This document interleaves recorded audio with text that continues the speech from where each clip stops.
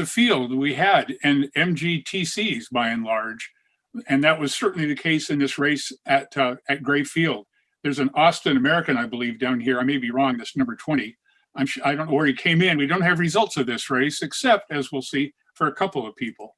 Here's another view of that race, a rare, very rare color shot. We don't have much color from those days, as you can well imagine. But here is the same lineup, and you can see there was really a pretty good crowd of spectators. I don't know if they were military people or where they came from. There's no record of attendance or anything, but anyway, they were there at the first race in Washington State.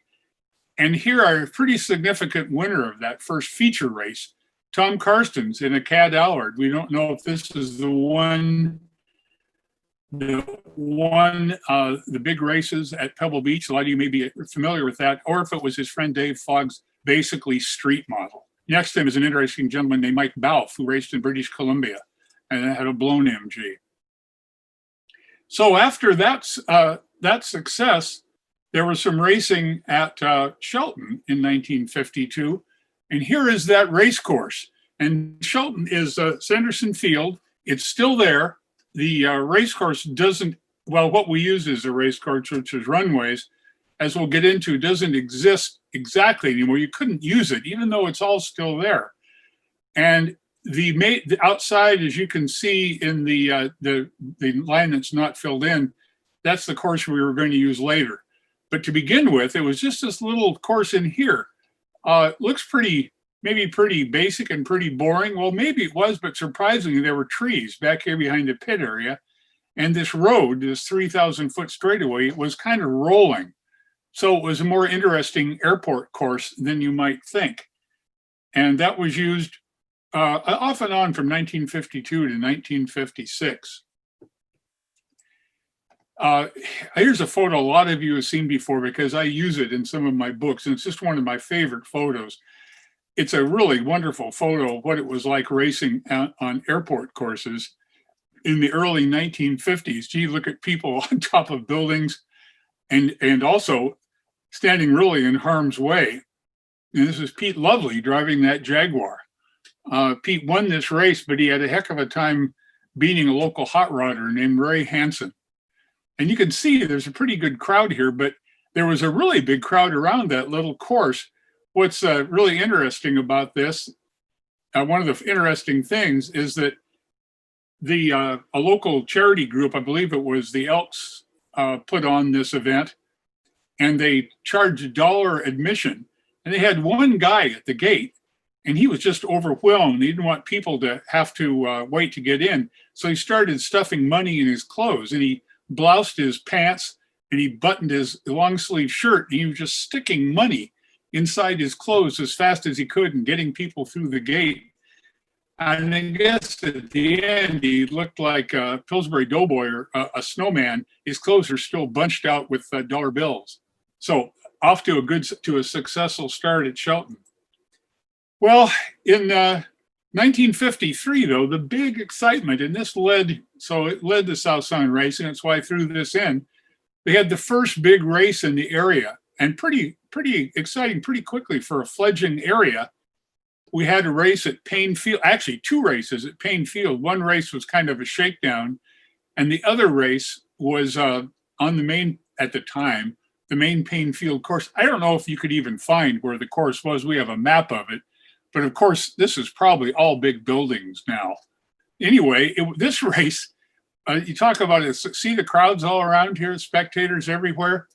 Really an interesting story. This was in August of 1953, and the word got out about this race, and people started flocking in, and they actually closed Highway 99. As most of you probably know, there was no Highway I-5 in those days. It was Highway 99, and it went right through Everett. Well, it was backed up for 5 hours in each direction, and the highway patrol was going berserk. They told, and people were backed up so far getting in. They told either they told the course promoters or the promoters or whoever was in charge decided, Shades of Woodstock 20 years later, just take the fences down, let everybody in for free. We can't keep up with it. And as you can see, and we've got some other shots, it was a huge crowd there, and the race was a real successful event. Won by a guy up from California. You can look in the paddock. Wouldn't you like to have some of those cars? That's Lou Fagel's twin-engine Porsche. It had two engines and two supercharged. It had two supercharged engines and two washing machine rotors running a supercharger. So actually a four-motored car. Fast, but not very reliable. So here's a picture of kind of random photos from that event. This is the winning car, a Curtis. Here's Lou Fagel's car. The thing that's one of the thing that, you can see more of the crowd here. Well, the highway patrol said no more racing at Paine Field, period. We can't have any more of these traffic jams. So it was a victim of its own success, but it launched us into the era of racing in South Puget Sound. And we went to race at Shelton full time. Shelton and Bremerton full time. And here's a typical little field that raced in 1953 at Shelton. A bunch more MGs, and I'm not sure what this car is. It might be a Hellman over here in the far right, but pretty slow cars. But everybody was very enthused about racing in the Northwest and racing at Shelton.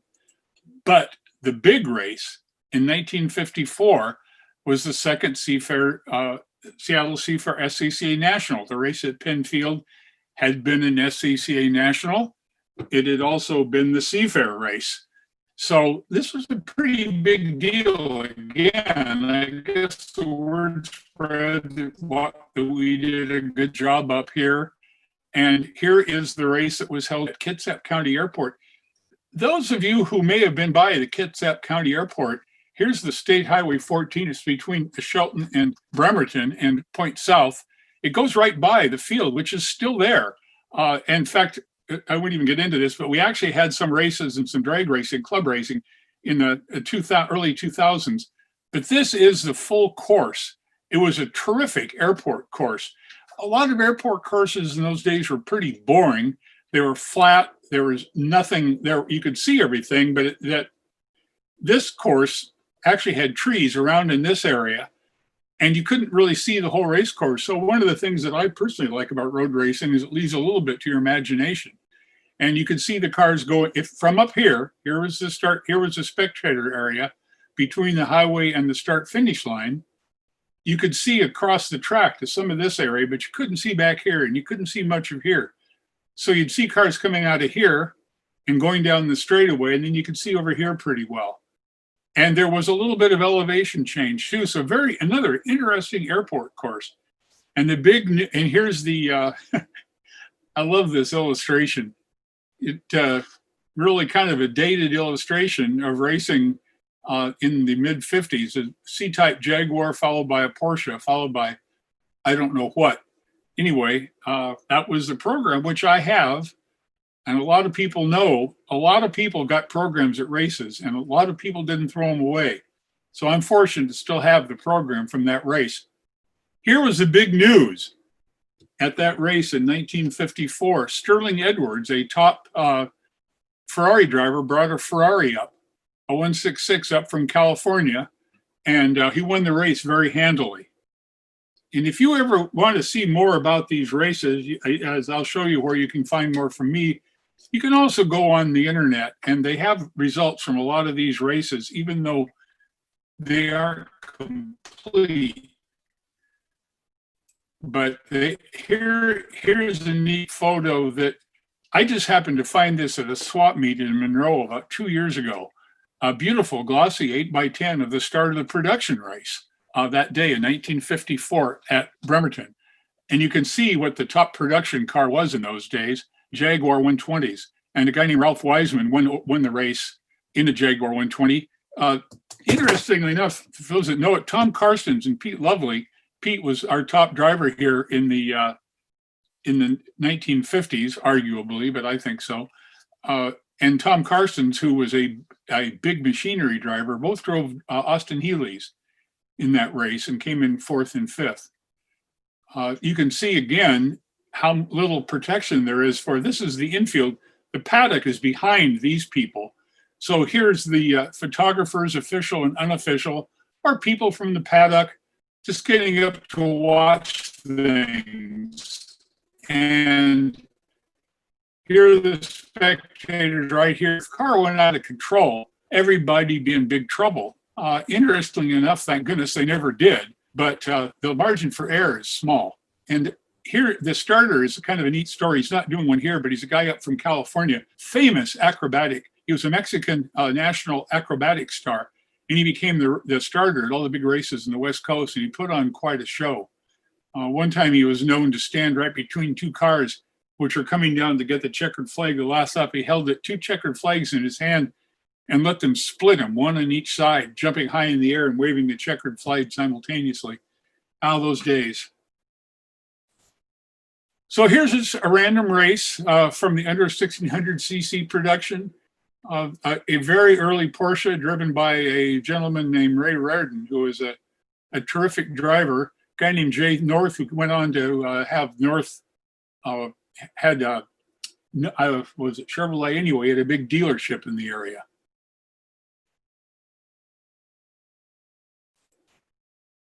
And at Shelton, here's an interesting car. You know, this is if cars would talk. So I want to emphasize a lot on the cars.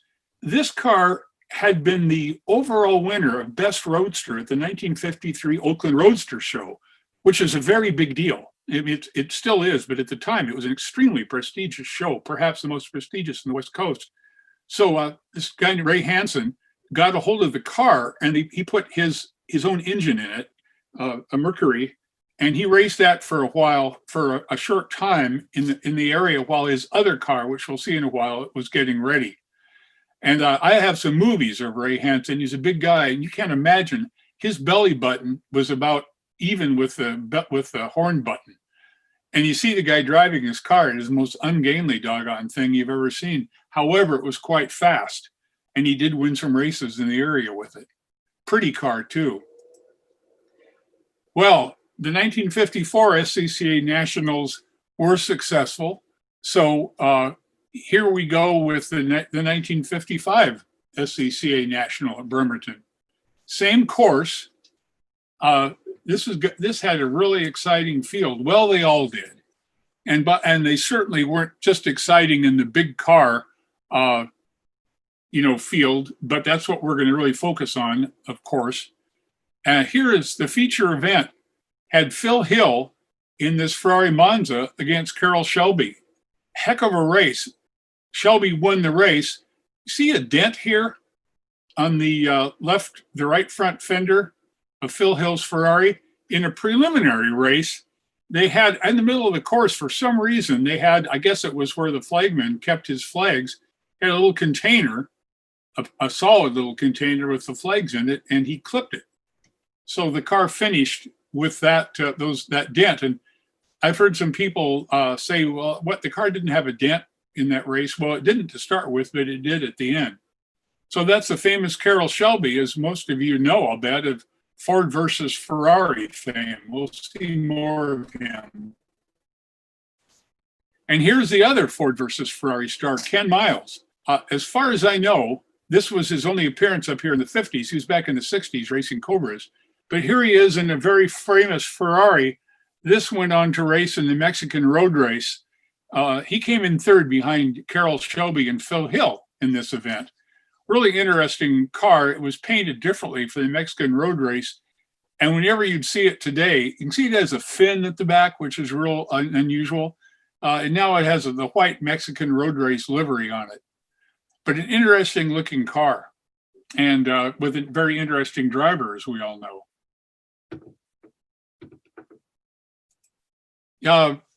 Meanwhile, back in the pack, I'm not making fun of these guys, but they were in the pack. Some interesting cars. Here's a really interesting one. It was called the Porsche wagon.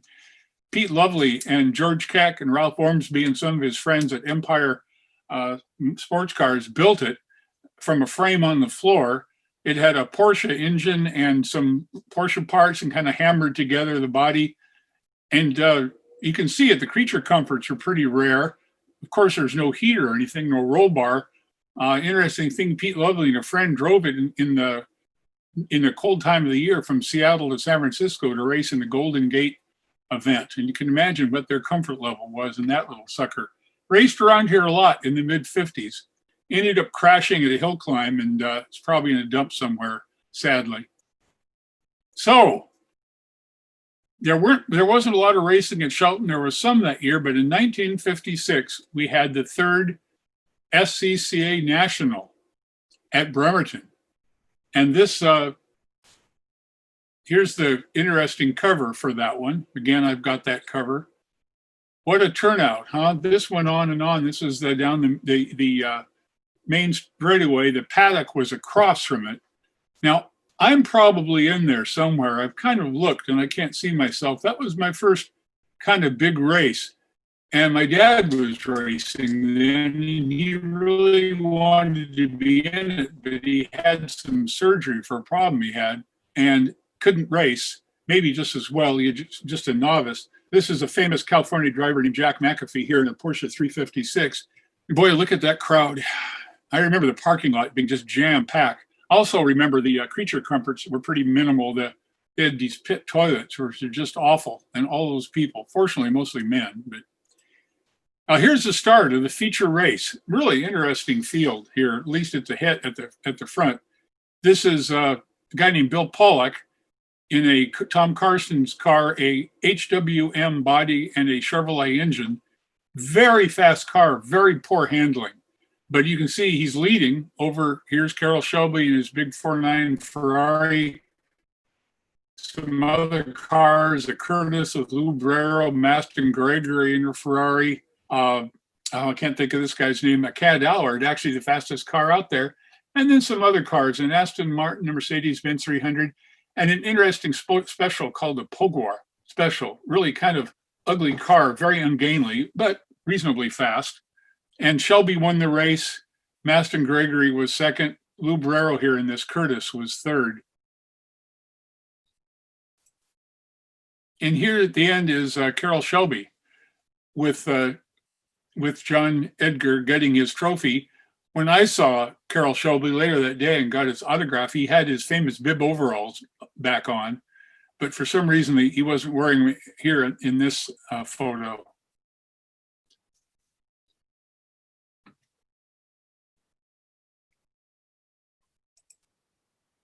Now, end of Dreams of Glory. Interesting guy, Bob Sale. Typical of these little specials they made in British Columbia. Then they were really rough as heck. Look at this thing. This is how we ended up. They came down with big hopes, but lost a wheel. Bob Sale is probably worth a book sometimes, or at least an article. He was a POW for 2 or 3 years in Germany in World War II. I went on to race things like that. I guess if you survive an experience like a POW camp, anything else is all downhill.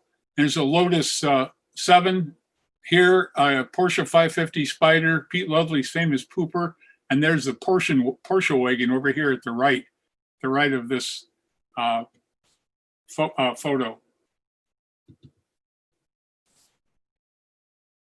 Now, in 1957, we didn't have any SCCA Nationals at Bremerton. So we raced on a truncated version of the course right here. Really an odd little course. When I went to name my book, which we'll talk about later, this is one of the places I thought of: long straights and hairpin turns. Indeed, a very long straight. You could get absolutely top speed and then a very tight turn. This pit area here, as we'll see in a minute, sometimes they actually race down here. It was kind of a really odd little course, and they didn't, instead of going down here, they went down here and around. But the reason they didn't have an SCCA National is that the sponsors in Bremerton thought they could get a bigger turnout by having a stock car race. So they had a stock car race in the oval right here. It was an oval, and it was a big flop. However, interestingly enough, Parnelli Jones won that race. He was about 17 or 18 years old, came from California, won the race, but had a very poor turnout. Well, here's a typical start they got a lot of cars for this 1957 races at Bremerton. Here's a typical starting grid, and we'll talk about a couple of these cars in a while. Here's, probably everybody can identify them, but if anybody has any trouble, a couple early Corvettes, Mercedes-Benz, another Corvette, a Jaguar. It's my dad, number 47, Hal Rudo, in a 120 Jag. A Mercedes-Benz, yeah, that is a Dodge. We'll see it later. Another Jag, and it looks like a Porsche here. And here's the paddock area. Good turnout, as we'll see in a minute. Even though it wasn't the SCCA National, we still had a pretty good turnout. There's where the scoring took place. People working like crazy with their pencils up there in lap charts. And there's some odd cars at Bremerton that year. A hot rod, a dragster, came out. Didn't do very well, but look at that guy fighting that wheel. And yeah, we had a Thunderbird. It shared the same fate as the car we're going to see in the next slide. This Dodge here, driven by a guy named Don Rushlight. The car was fast as hell, but as you might imagine, it had no brakes. And it was about the third lap coming down to the end of the long straight. What little brakes he had were gone, and he went shooting off at very high speed to the end of the straightaway. But it was just a field, just a rough field. And I guess he bounced like crazy for a distance and then stopped. Nobody was hurt. The car was probably damaged. Here's another car that probably made it through the whole race with his brakes intact. But yeah, a Nash Metropolitan racing. Can you imagine if anything had happened to that? I don't think it would have had a lot of protection for the driver. We'll get into more exciting cars later, but these were some of the more amusing cars. Here's an interesting shot. Don Jenson, who is still around and raced as recently as about 8 or 9 years ago in vintage, had this absolutely fearsome beast, this Chrysler-powered Victorous. And Don was kind of a crazy driver in those days. Here he is spinning in one of the short courses. Here's where he went. The cars were parked right here, and here's where he went. You can see there wasn't a lot of distance here. If he had gone into the paddock, he almost did. The other course went around here and up this backstretch where the other photos were, but this shorter still course went right by the paddock. And you can see there's that Thunderbird. Interesting little field here. You know, an Alfa, a couple of Jaguars, a Thunderbird, and one of the little Formula 3 Coopers, which are one of my favorite cars in the day. So here's a famous racer from the era, George Keck, who won the feature. It wasn't a national, but it was a big feature of the day. Here he is getting his trophy, checking out something in the instrument panel with the race queen, I assume. And the car is the very famous Porsche Cooper Streamliner, better known as the Pooper, which was a national champion in the hands of Pete Lovely and very, very successful racer here, all through the mid and late 50s. Anybody who was there then probably remembers this truck was always at races back here in the back. Here was a hillside that people were watching the race, and there were a few thousand people there, maybe a couple thousand. Beautiful day in June. Now, the FAA said no more racing at Bremerton, period. So we had to go to, got to go to another race course, which was a lot more fun than this truncated thing at Bremerton, Shelton. Heck of a race course. The one that we really remember, this was the main race course in the late 50s through 1960 in the Northwest. And most of the memories we have, South Puget Sound racing in the Northwest in this area, are from Portland. There was racing up at British Columbia, and we had a race in Spokane and Arlington. There was a race down at Madras, but Shelton was the center of everything, but no question about that. In the first couple of years, they raced here, this right through here, then they added this back area was so fast, they decided to put a kink in it here. It said added in 1959 to slow the top speed down. So here's the old course. Here's the backstretch for the old course. Pit area was the same. This part of the course was the same. Here's another one of those long straights and hairpin turns. At least one gentleman went straight off here at a very high rate of speed. Fortunately, there was a Christmas tree farm back here outside of turn 10. And these little Christmas trees proved to be a terrific catch fence without doing a hell of a lot of damage to the car. 1958, the drama was Ray Rairdon and his Mercedes versus the Corvettes. Corvettes were still fairly new on the scene. The drivers were kind of a different breed than people had been used to knowing. They were a more brash and aggressive group. They came out and one of the Corvette teams came out in a big hauler, a huge truck, which was just unknown. Everybody drove their cars to the race, took the bumpers off, put in a roll bar. So amateur, but these guys came out and they were much more professional and they were loaded for bear. Well, here was Ray Rairdon, who was a special friend of a lot of people and one of my idols, in this Mercedes-Benz that a lot of the purists were cheering for over the Corvettes. And the Corvettes, this was what happened in race after race that year. This is the first lap, first turn. The Corvettes would get out to a big lead. And Ray would be doing his best back there, but he knew one thing he'd do. He'd get up close to one Corvette, he'd push them into the corner and they'd burn their brakes out.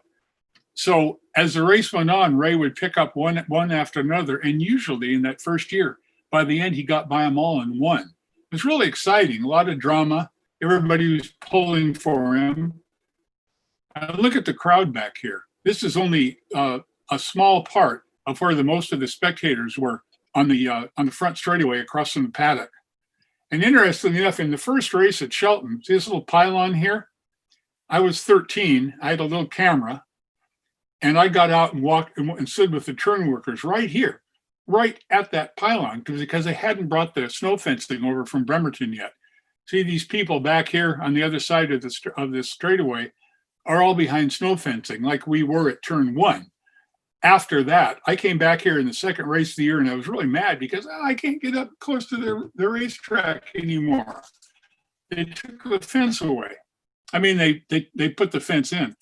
So here's some cars of that era. This is a knobbly list. You talk about a mean-looking machine. Huh? That was Tom Karstens. It's a big man, big beefy guy, made his fortune in the Karstens meatpacking business, and he had big, aggressive cars. This is one of the most. This is a Corvette, a Chevy-powered, call it knobbly lister because you can see it's all sticking up, knobs. Very successful car. Here's a couple really cool, more beautiful cars. The D-Jag were in the hands of Jim Rattenbury from Canada. HWM Chev, powered by a Seattle guy, Ralph Ormsby. And here is another fierce car. It's a Chrysler Curtis. This car was reasonably fast and it won a couple races, but it was very unreliable. And it was sponsored by a Chrysler dealer out of Yakima named Dick Hahn. He didn't like the car breaking down one of its Chrysler engines in it, so the car disappeared from the scene. It was on the streets in Seattle for a few years. People used to see it just driving around as a street car. And then there were some little cars, so other exciting cars of the year. This is one of the most interesting, one of everybody's favorites. This is a fascinating guy, Harry Irely. He was his job was making rides in carnivals, the carnival amusement rides. He built this car and he rigged it up so he could turn it by using the emergency brake. And he'd come into a turn at full speed with a lot of faster, bigger cars around. He put that brake on, the car would just turn 90-degree angles. And with hardly slowing down, it was amazing to watch it. Very successful, very fast car, not beaten in its class for years and years and years. And the engine he had was amazing. He had a little Crosley engine in it. He went in and drilled out every conceivable part of that engine block that wasn't necessary to take weight off. Car is still around. It was in the museum in Oregon, which closed down. I don't know what happened to it. It's an awfully fun car to watch. Here's another good car of the era. Pete Lovely driving a Lotus 11. A lot of Lotus 11s around in those days. Lots of them. And they were very successful. Beautiful cars. Now we'll 1959 and 1960 at Shelton. We'll kind of run the years together. They were just fantastic years. There were big races. The Seafair race was the biggest. They had the Forest Festival at Shelton, but there were regional races all the time. And it was just so much fun going to them. A lot of people did what our family did. It wasn't the 2-day affair usually. It was one day. You get up at 5 a.m, drive over to Shelton, take a ferry or drive around South Puget Sound, stop at the Poodle Dog in Tacoma to get breakfast, and then drive home that night. or stay at a resort nearby. There were resorts on Hood Canal. One thing, you didn't see many people staying at the track. There weren't many RVs in those days, and there weren't pop-up tents. So if it rained at Shelton, you just got wet. There were no tents. You see the cars back here, more spectators. Fascinating cars. A Gertie Gleyer's Ferrari is right here. This is a Ford Model T pickup special driven by Jerry Grant, who went on to have a great career. Beautiful Ferrari 250 driven by Dr. Frank Becker. Fascinating guy. He's another fascinating guy. I won't even go into it. Pete Lovely back here in the Lotus. Stan Burnett in a Chevy Special. Here's Jim Rattenbury in his D Jaguar. Tom Venness in a Venness Special, Devon. And terrific cars. This little right here, you can see a car we'll see a little bit later of George Keck Special. In 1958, it didn't rain once at Shelton, not once in 6 races. Everybody thought we had found some magic spot. Well, it turns out, Shelton's one of the wettest spots in the state. And we made up for it in subsequent years, even though we were pretty lucky with weather. But here's what it looked like. Pretty track, huh? All the trees, green trees around it, the reflection of the cars, but not fun to drive in. And it did rain at Shelton. 1959, the scary new car of the year. It was another Corvette Chevy Lister driven by Tom Carson's again. However, this is a Costin body, a more aerodynamic body as opposed to the Nobly. And this car was just fast as blazes and won a lot of races. And Tom was a very good driver. He had money. He had a good pit crew as well.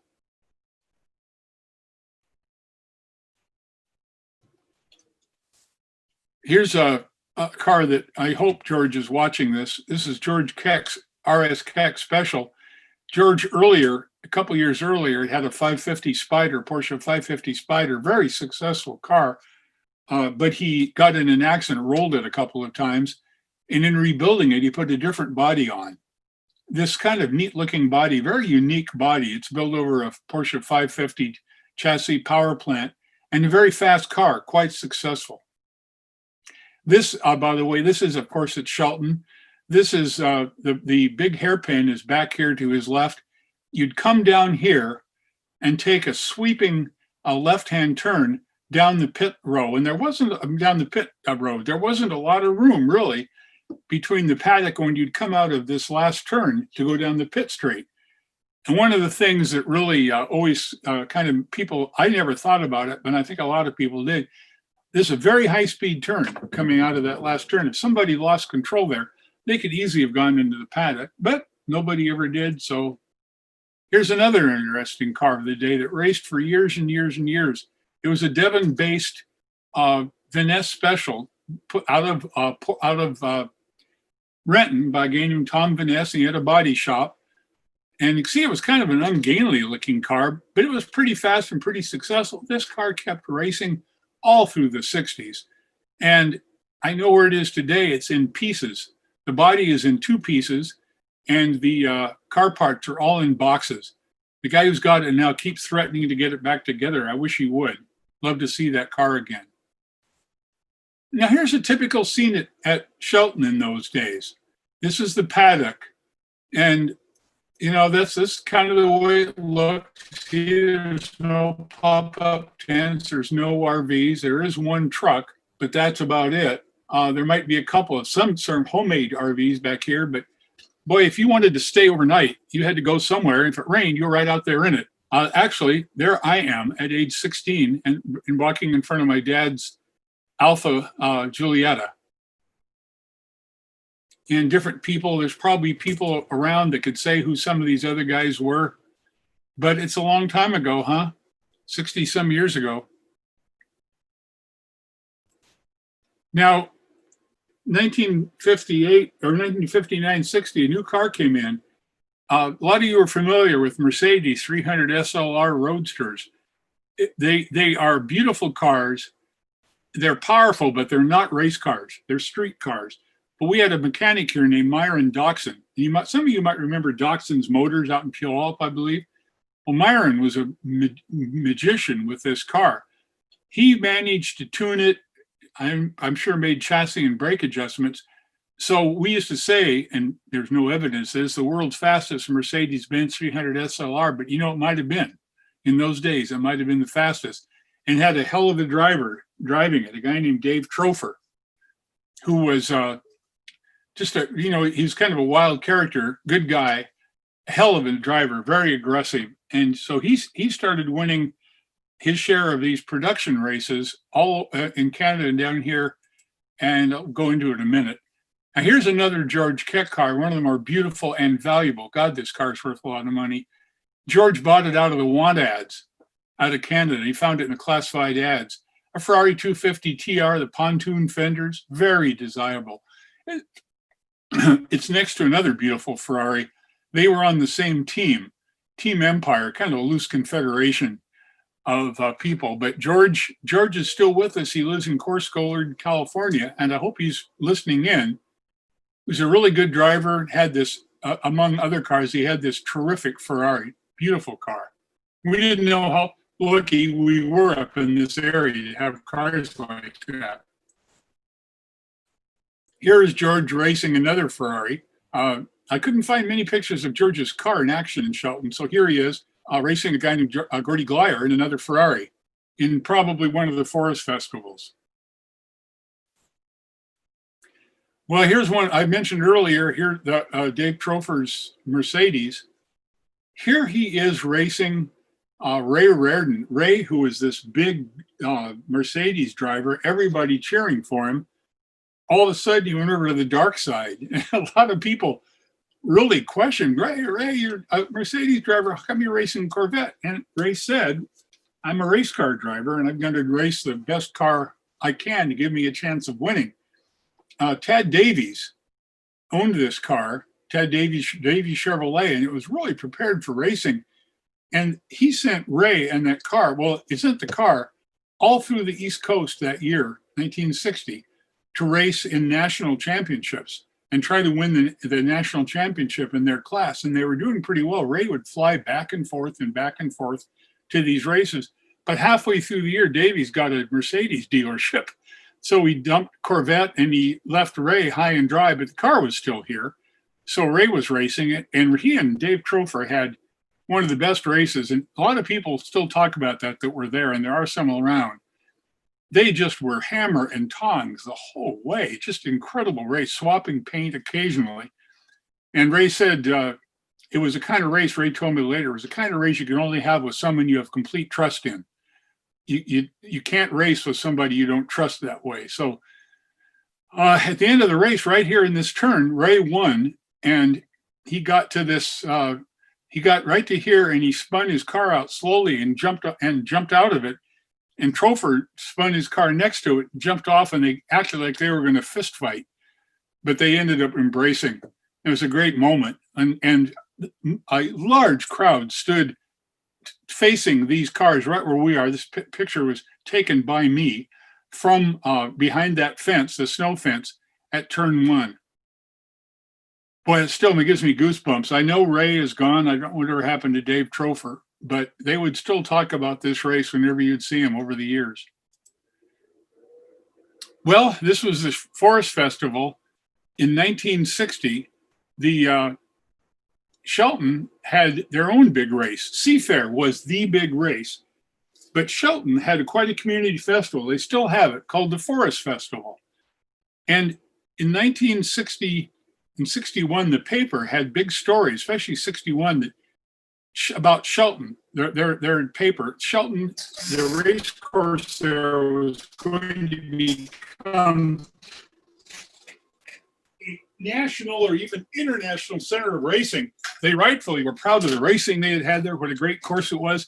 So this is the start of big things for Shelton. It's going to be the big center of racing. It's going to be terrific. People are going to be coming from all over the place, all over the country, maybe the world. Well, we'll see what happened. Here's a car, an iconic car of that racetrack in that era that I couldn't let this go by without showing. This beautiful Ferrari driven by Jerry Grant, who went on to become one of the most, probably the most, he and Pete Lovely would go on from the era to be the most successful drivers of that, from that era. Jerry was a heck of a driver. He went on to team with Dan Gurney, no less, later on. And the Ferrari is still around, of course, in vintage racing. At one point, they had won numerous races. It's a Ferrari 250 TR. Its whereabouts are known. And unfortunately, Ferraris don't race in vintage racing anymore. That car is probably worth 20 million and over. And so the owners just don't bring it out to race. A lot of people that have these cars, incidentally, treat them as objects of art and envy cars. They don't, not even interested in driving them, certainly not in racing them. They just have them like you might collect a beautiful painting, which is good that they're collected. It's sad they're not on the track anymore because that's what they were made for. Well, 1961, the future looked bright for Shelton. Everybody was excited. Only trouble was there were other things brewing. Here's an evocative photo taken that year. Three of the best racers of that decade, Tom Karstens, who I mentioned before, Ray Rairdon, and Pete Lovely at Shelton in a motorcycle. You know, who knows what they're looking at, but if they had known what was going to happen, they might have been saying goodbye to the Shelton race course, because on the other side of Puget Sound, a custom-made, purpose-built race course was being readied in 1961, and it held the Seafair race that year, and that's Pacific Raceway, which is going today, and we're glad to have it. However, it effectively was the end of Shelton.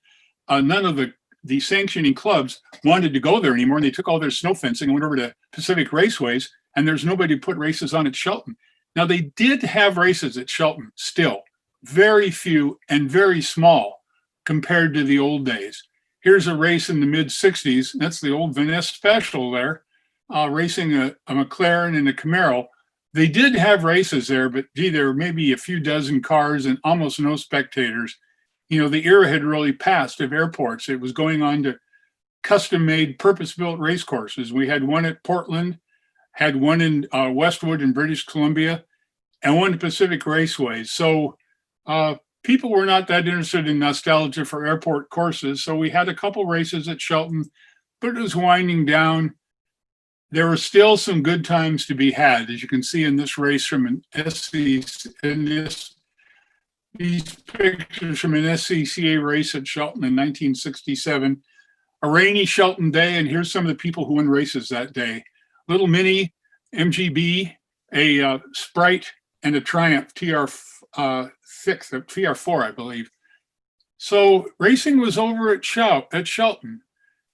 And that's all, folks. That was it. Those checkered flags, those few people there, rang down the end of an incredible period of racing at Bremerton and Shelton.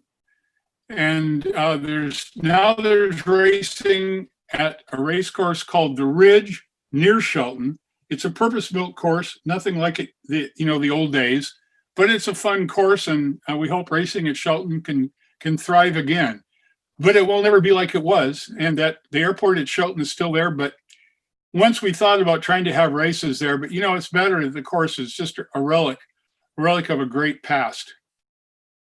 Well, I see we're just about we're running short of time here. I did want to say, anybody who stuck with this, who stuck to the end, here are the two books that I mentioned that I've written about those days. Tons more photos, tons of great stories.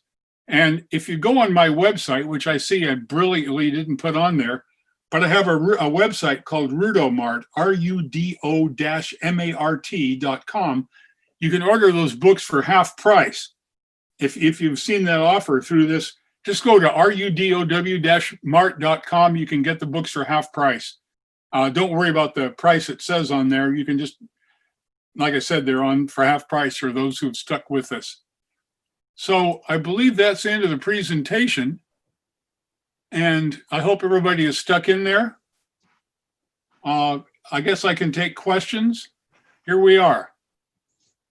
Awesome. Thank you so much, Martin. That was great. I did type in your website into the chat box for those of you who are interested in his books and everything else that he does. So definitely go and check that out.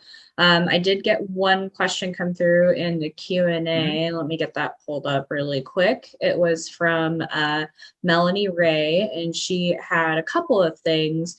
One was that a friend of her dad's is it Bob Sales? Yeah. Yep, that was a friend of her dad's, and her father raced a Formula Junior that he built himself. His name was Peter Ray from Vancouver, BC. Yes, did he go to Bremerton? No, that was before his time. It was actually before that. Well, I guess we had Formula Junior. He possibly did race at Shelton. Their Formula Juniors came on in 1959 and 1960, and we had some Formula Junior racing at Shelton. What was the, I see, what was the oval size at Bremerton? I don't know. I can tell you, it was a flat oval. It was part of the airport. I have looked and looked and looked for results of that race, and I can't find them anywhere. One thing I have not done, I'll admit, is go over to Bremerton and look through back issues of the Bremerton Sun, which I suppose they have, but I don't know. However, you can go look at the straightaway links on the diagram, the course diagram, and you can probably get a pretty good idea. It said it wasn't custom at all, so whatever length it was the length of the runways. That was a really good question, and like I said, I would love to see something about that event. I've never been able to find any real information about it except that Parnelli Jones won it. Awesome. Thank you. I also see that Melanie has another question and she has her hand raised. So I'm going to try unmuting you to see if you can ask your question live. So hang on. Let's see if this works. Okay. And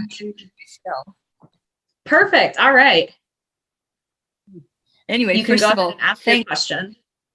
Yeah. And I want to thank you. This has been really fun for me because we used to go to Westwood track with my dad and cheer him on. I used to be a corner girl and run a what do you call it when you're the phone person? Oh, yeah, anyway, terrific. But you have heard the name Peter Ray by the sounds of it. Yes. Mm-hmm. Yeah. Okay. That's kind of all there is. It was just a pleasure. I remember the same feeling from going to Westwood that is exhibited in this stuff that you just showed, of a kind of camaraderie and kind of rough and ready. It was quite nice. I liked it. Yeah, it was a wonderful scene. Anyway, thank you for your work, both of you. Thank you for your kind comments. Yeah. Thank you, Melanie. That was great. Actually, there is another question. Do you see it?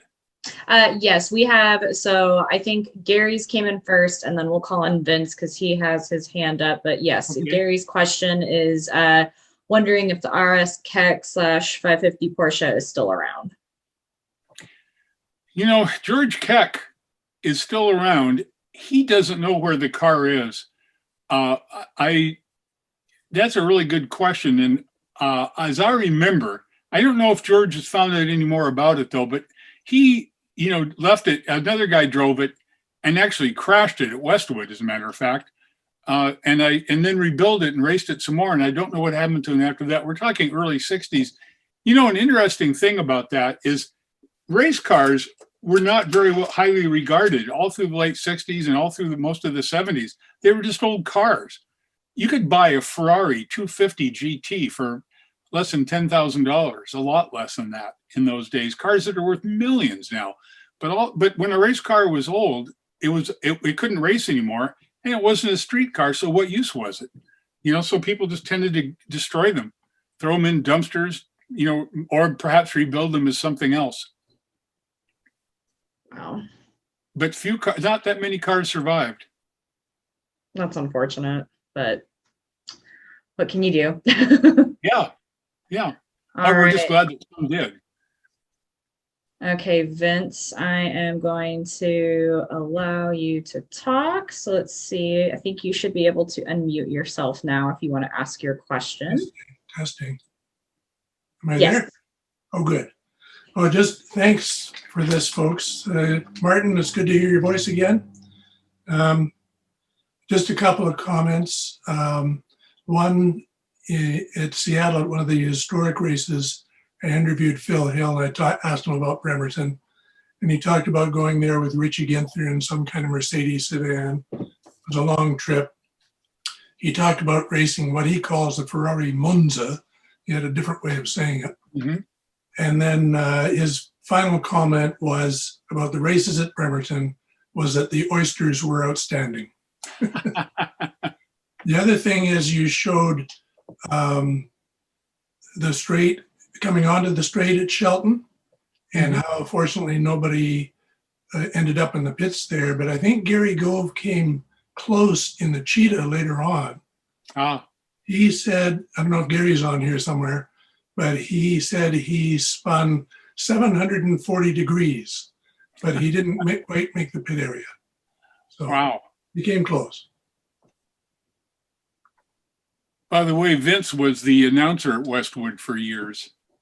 Oh, okay. Very cool. Good old days. And it's gone too. All right. Thank you, Vince. Was there anything else you wanted to share or ask? George Keck just said, I'm here, Martin, and can answer the question. But he didn't. I wish you could answer it live. George, are you there? I think he needs to, George, if you're still around, if you raise your hand like Vince did, then I should be able to click on you and allow you to talk. Let's see if he's still there. Maybe I can dig for him. This is honestly, this is a great turnout. Okay, I found him. Let's see. All right. George, so if you are able to unmute yourself now, if you are able to answer that question.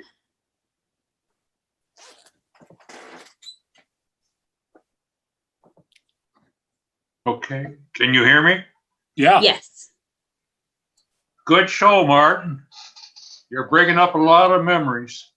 If I recall, the question was about the RSKeck and where is it today? Yes. Yes. It has been restored, torn apart. It's been taken apart and restored, and is currently in the possession of a fellow in the Napa area, and he has rebuilt and restored the car back to when she ran Le Mans in '56, and it's in that configuration, the coupe configuration. And he currently possesses 18 Porsche racing prototypes in a museum that he has built, and as part of a winery that he currently owns, and it can be seen there, but not as the RSKeck. So the car as it was is gone. Excuse me? The car as you raced it is gone then, right? Absolutely. I'm trying to recall. It went to a fellow who bought it as a roller, what was left of it, about 1958, somewhere in through there, I guess. No, wait a minute, excuse me, 60, 68. He had owned it in the 60s. And he bought it as a roller. The fellow that owned the business, he had a motorcycle, as I recall in the conversation we had. He had a motorcycle shop, Honda shop in Oregon, and across the street was a Chevrolet dealer, and Yanko Chevs were winning at the time, running. So he went across the street, measured up the chassis of the RSKeck, and he found that he could drop a Corvair engine into it. So he got a Yanko Corvair. Oh God. Put it in there, and he went up to 2-liter category and proceeded to win everything, and had a lot of fun with the car. And where it went from there, he did not know. Somebody who bought it down in the southern part of Oregon, relayed to him he was going to put a wooden body on it or something. That sounded way out to me, but I don't know whether that ever happened. Lost track of the car, and it came into the hands of Dr. Julio Pomez. He's the fellow that has the winery, and also of fame, he invented the stent that goes into your heart. Jeez. When he was in the process of rebuilding it, he came over. He called me, and I went over and visited him. And he had me go over the car as the 550 RS that it was, that he was restoring to make sure that everything was the way it was when I bought the car as an RS, and then tore it all apart, re-stripped it, rebuilt it, re-engineered the thing, and made it converted in the RSKeck. So that's where the car resides today, in Dr. Julio Pomez's collection. Well, there's some good information. Yeah. Yeah, it took me a while to figure out where it was, and you get hearsay and all kinds of conversations. I made at my age now, about what I started doing and when I retired was to track down all the cars that I was fortunate enough to race and own, and where are they today? And the Ferrari is still alive. It was one of 19 that were produced by Ferrari, and I think when I sold the car, I think it was around $6,000 I sold it for. And a friend of mine here down in California, we were meeting one day, and he said they just auctioned off a 3-liter Testarossa in Europe, and it went for 132 million euros. So I've been chided on by everybody that I know that was in the car game ever since. Why did you ever get rid of that car? But anyway, that's another interesting story. We could sit here and talk all night, Martin. You did a wonderful show, and I really appreciate that you put this thing on, because it gives an opportunity to a lot of folks to experience what went down in, as we call, the golden years. Yeah. Well, I appreciate America's Car Museum for letting us do it. Thank you so much for coming to talk. Well, it was fun, and I really appreciate you guys making this possible. Absolutely. No, we're always happy to host events like this, and we'd love to have you come back and talk in the future as well. So definitely keep us on your radar when you want to share all of that wonderful knowledge that is in your brain. Well, the future, like I said, I'm working on my 91st year right now, so I don't know how much longer I'm going to be around in the future. But with everything that's going on in this world today, but let's not go there. I've been very fortunate. That's the way I look at it. I'm fortunate enough to have met dear Martin and worked with him and contributed to his efforts. Okay, well, thanks again. I'll leave it at that, Martin. Thank you, George, and thank you again, the museum. Thank you so much. I think we do have one more question, if you don't mind. Sure. It looks like I don't mind. Vince has his hand up. What was your question, Vince, or what did you want to share? Yes, I'm back. No, You're back. One comment. You mentioned the RSKeck. There was a video on YouTube of racing at Newport, Oregon in 1966, and it looks like the RSKeck is there, and I think it's a guy named Bill Cupp racing it with a Corvair engine. Just a couple of questions. One is, well, I'll give you both questions. You can respond, you guys. How many people were here tonight taking part? And will people, I know some people in Europe that would have liked to watch it, but they would have had to get up at 2 in the morning. Has it been recorded? Can people still access it later?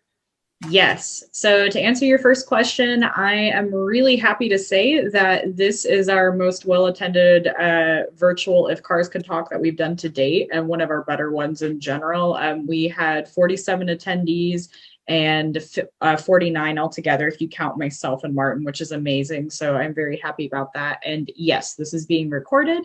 And after we clean it up a bit, it will be on the website within the week. Great. And our YouTube channel.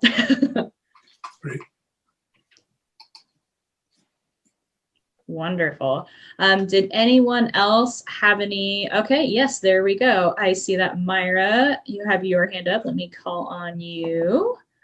All right, you are more than welcome to ask your question now, Myra.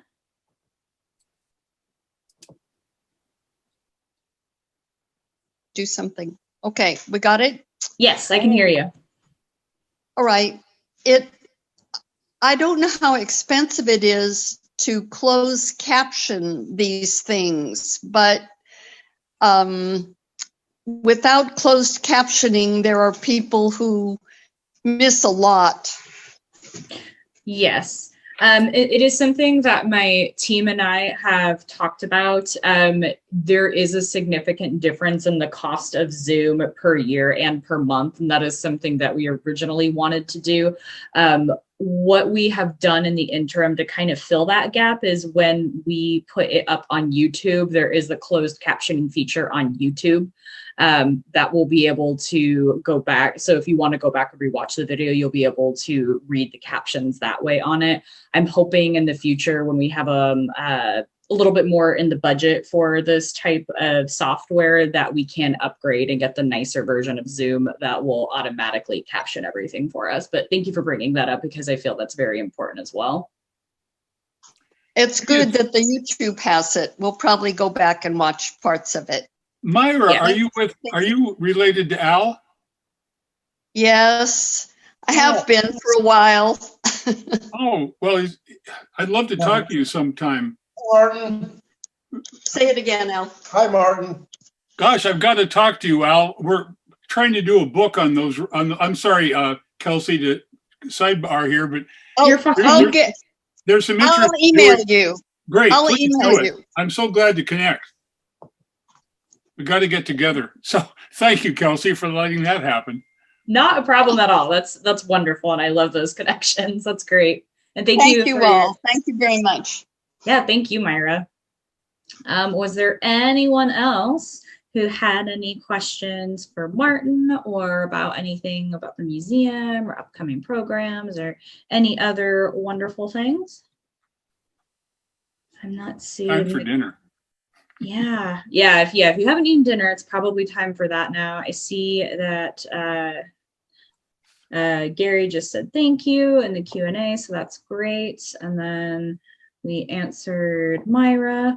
Okay, then. Well, if that's it, I want to thank you all again so much for joining us this evening. That was so wonderful, and I really appreciated the conversation that we had at the end. Again, be sure to check out our website for upcoming If Cars Could Talk, and then also Martin's website, too, to see what he's going to be up to. So thank you all again so much. This was wonderful, and we will get the recording of this video up to our website and to YouTube, hopefully within the next week or so. So stay tuned to that, and thank you all so much.